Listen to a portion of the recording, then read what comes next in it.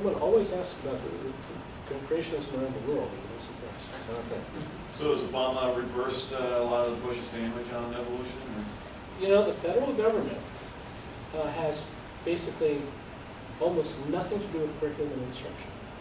So he's not really in a position to do anything even if he wanted to. He can use his position as the bully pulpit.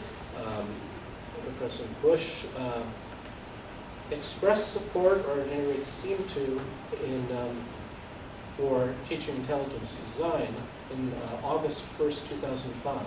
This is something that sticks in my memory because two of my colleagues, including my boss, Jeannie Scott, were at the bottom of the Grand Canyon at the time, and the phone is ringing off the hook. So that was kind of a busy day for us. So as for the National Park System, I think he's had other things on his plate. Yes?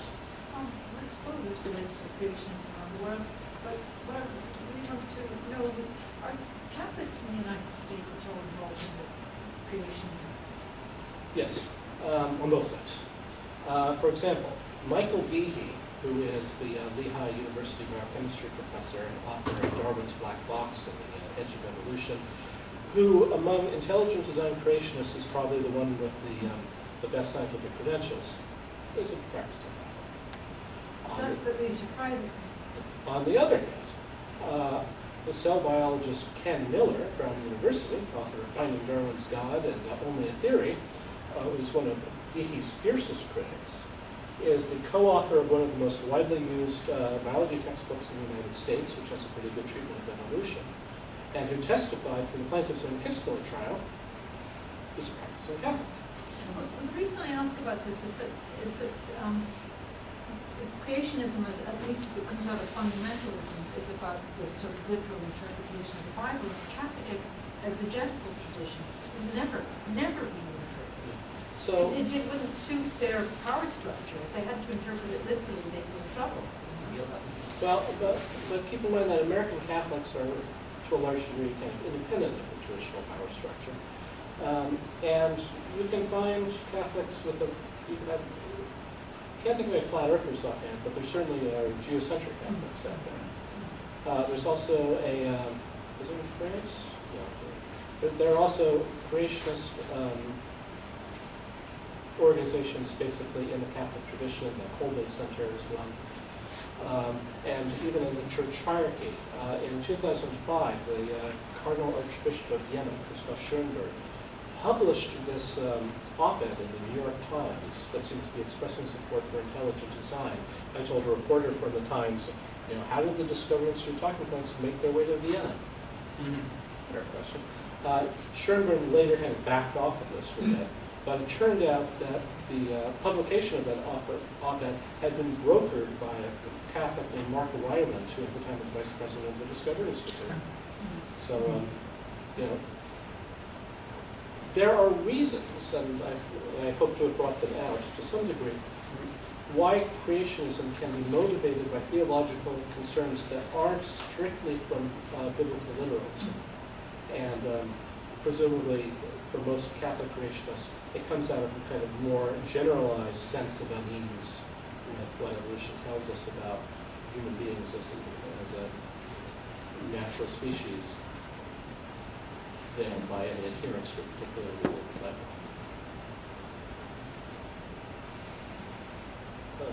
To what degree do you think that the guy who was head of the Genome Project, with his religious stances, have adversely affected the United States? This is Francis Collins. He was co-led the Human Genome Project. He was on the government side, where Weber did the rest.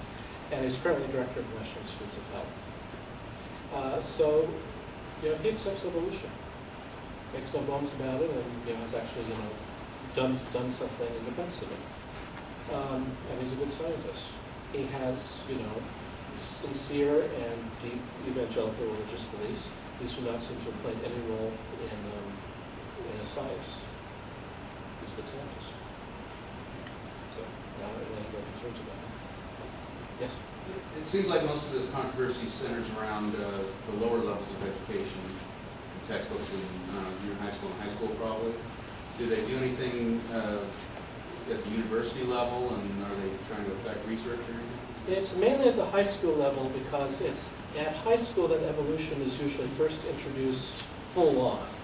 Ideally, you plant the ideas of adaptation and natural selection things early, and then you build on them and give evolution full on in high school. Yes, we do have various kinds of controversies at the university level. What we don't have is this kind of continual problem with teachers being set upon to teach creationism, because university instructors are not as susceptible to the kind of pressures from locals, parents, teachers, administrators, that their counterparts at the kindergarten through 12 level are.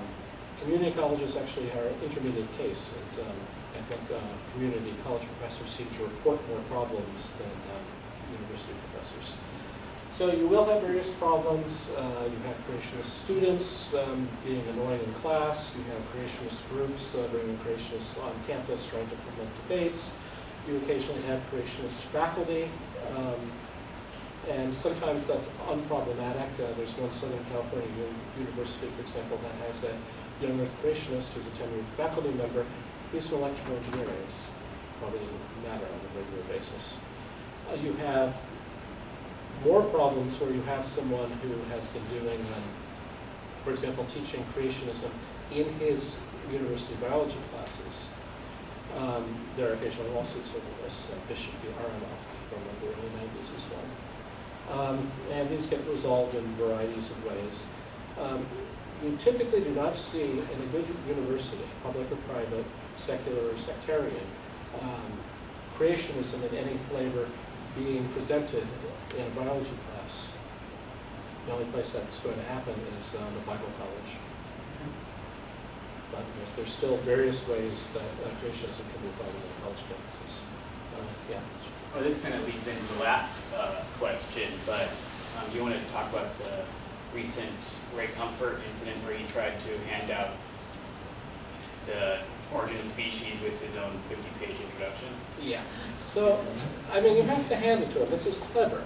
So, there's a New Zealand evangelist named Ray Comfort, whose evangelical partner is Kirk Cameron of the Growing Pains sitcom back in the late 80s, early 90s. This is the big banana guy? This is the banana guy. So, before this year, what Comfort was really famous for was an internet video arguing that the banana was the atheist nightmare because, after all, look at it, it's curved to fit in your hand, it has the easy top opening, and so forth. Little realizing, of course, that your Cavendish banana, Musa acunanata AAA,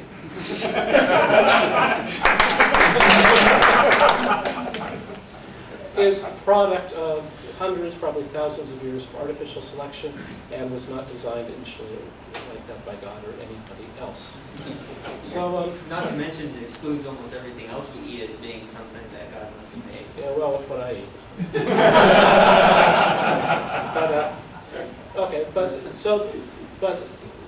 Comfort and Cameron developed this rather cynical publicity stunt, where what they would do is take the origin of species, which is in the public domain, and hand it out on college campuses for the 150th anniversary of its publication, disfigured with an introduction by Comfort, asterisk, but an introduction by Comfort,